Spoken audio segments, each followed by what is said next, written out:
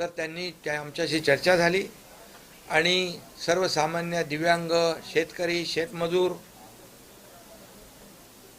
या सर्व घटकांना न्याय मिळवण्यासाठी त्यांनी अनेक प्रश्न जे आहेत त्यांच्या मनामध्ये त्यांच्या अजेंड्यावर ते त्यांनी मांडले आणि आमचं महायुतीचं सरकार देखील सर्वसामान्यांचं आहे, गोरगरिबांचं आहे, कष्टकऱ्यांचं आहे, शेतकऱ्यांचं आहे, दिव्यांगांचं आहे आणि म्हणून आमची भूमिका एक आहे। त्यांच्या मागणीनुसार मी मुख्यमंत्री असताना दिव्यांग मंत्रालय देखील आम्ही सुरू केलं। महाराष्ट्र हे पहिलं राज्य आहे दिव्यांग मंत्रालय स्वतंत्र निर्माण करणारं। असे अनेक निर्णय त्या काळातही घेतले मुख्यमंत्री पदाच्या माझ्या। आजही आपण आताच्या काळात देवेंद्रजींच्या काळात देखील घेतोय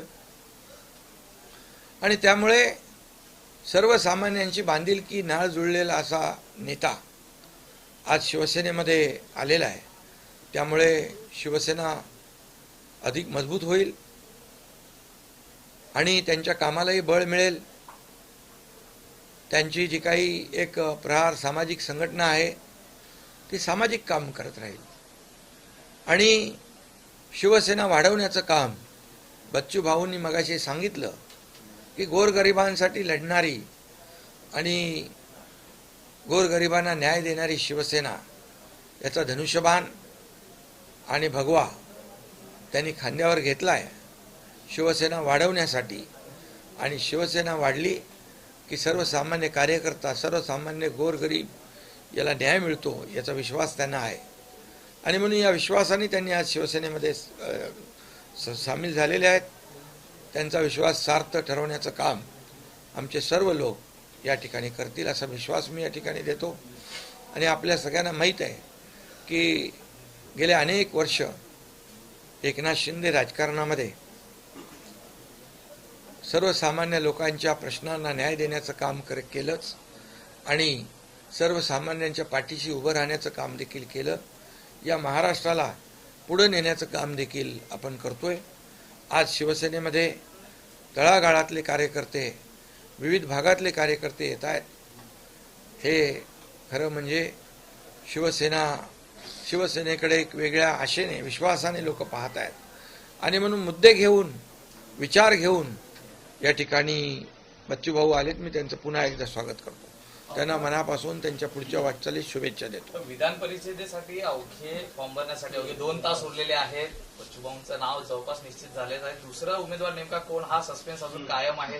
तो नेमका कोण आहे आणि हा सस्पेन्स लवकरात लवकर आपण किती वाजेपर्यंत आहे?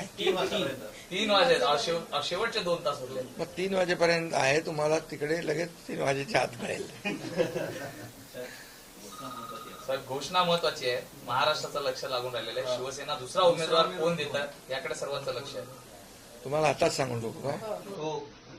एक आहेत आमचे बच्चू भाऊ कडू आणि दुसरे आहेत नीलमताई गोरे। हे दोन्ही लोकांचे आता आम्ही फॉर्म भरू। काल संध्याकाळी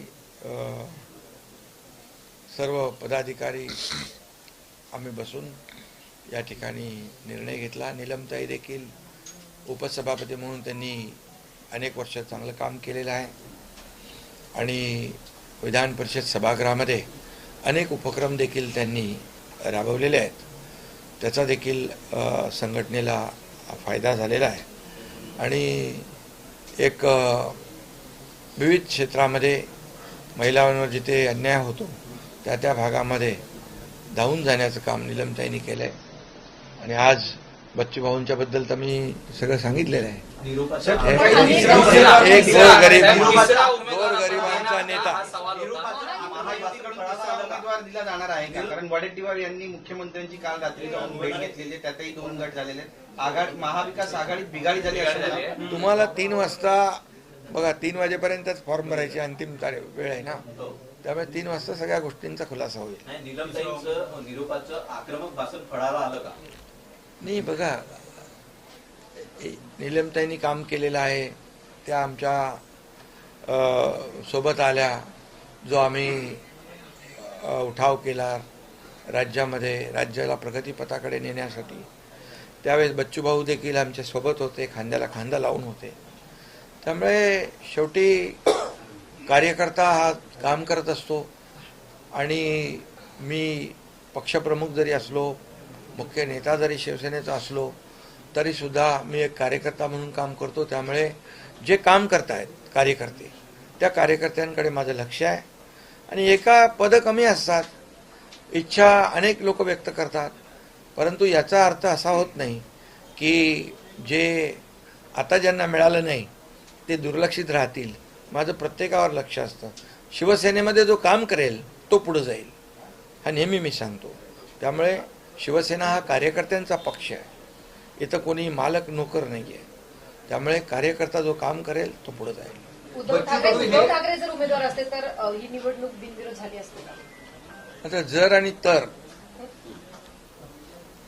राजकारणामध्ये जर आणि तर आता ते 3 वाजेपर्यंत आपल्याला कळेल. उद्धव ठाकरेंनी अचानकपणे एक्झिट घेतली आणि अंबादास दानवेंना संधी दिलेली आहे. कुठेतरी भीती होती की ते आता तुम्ही त्यांना विचारायला पाहिजे. नाना पटोले म्हणतात की काँग्रेसच्या उमेदवार विधान परिषदेवर आहेत. नाराजी झालेली पाहायला मिळते आणि त्यामुळे काँग्रेस उमेदवार देणार असं ठरलं आणि काँग्रेसच्या नेत्यांनी देवेंद्र फडणवीस अरे आता आघाडीमध्ये कितीतरी वेळा आता बिघाडी झालेली आहे. आता जाऊ दे, मी त्यांच्याबद्दल काय बोलायचं. आज मी आमच्या महायुतीच्या जे उमेदवार आहेत, हे महायुतीचे सर्व उमेदवार ताकदीने चांगल्या मताने निवडून येतील, हा विश्वास फक्त आपल्याला देतो. धन्यवाद. शेतकऱ्यांचं नेतृत्व करतात, त्यामुळे त्यांच्यावर काही वेगळी जबाबदारी देणार आहात? आणि त्यांची जी संघटना आहे ही संघटना स्वतंत्र राहणार आहे की ती शिवसेनेत असणार आहे? ती आता शिवसेनेशी संलग्न आहे आणि ती एक सामाजिक संघटना आहे, राजकीय संघटना नाही आहे. त्यामुळे सामाजिक काम देखील जे आहे तेही सुरू राहिलं पाहिजे. आणि त्यांनी स्वतः मगाशी सांगितलं की शिवसेना ही राजकीय संघटना आहे आणि बाळासाहेबांच्या विचारांनी प्रेरित झालेली संघटना आहे. शिवसेना वाढवण्याचं काम गावागावामध्ये महाराष्ट्रभर ते करतील आणि याचा फायदा शिवसेनेला होईल. निवडणुका विधान परिषदेच्या या बिनविरोध होतील की कार्यक्रम ठरलाय. अशी चर्चा आहे की तुम्ही आता चला तिकडे पुढे चला. त्यामुळे बच्चू कडू आणि डॉक्टर नीलम गोरेंना शिवसेनेची उमेदवारी देण्यात आलेली आहे. बच्चू कडू आणि डॉक्टर नीलम गोरे यांना आता अखेर विधान परिषदेची उमेदवारी जी आहे ती आता देण्यात आली. थोड्या वेळापूर्वीच बच्चू कडूंचा शिवसेना पक्षप्रवेश संपन्न झाला. बच्चू कडू आणि डॉक्टर नीलम गोरे यांना शिवसेनेची उमेदवारी देण्यात आली.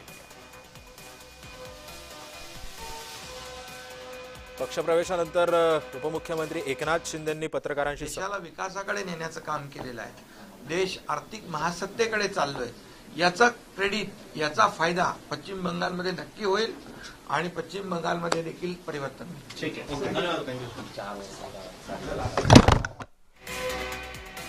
त्यामुळे पश्चिम बंगालमध्ये सुद्धा परिवर्तन होईल असं एकनाथ शिंदेंनी आता जाता जाता सांगितलं. बच्चू कडू आणि डॉक्टर नीलम गोरेंना शिवसेनेची उमेदवारी देण्यात आलेली आहे. बच्चू कडूंचा शिवसेनेमध्ये अधिकृतरित्या जाहीर प्रवेश झालेला आहे. शिंदेंनी बच्चू कडूंचं शिवसेनेमध्ये स्वागतही केलंय.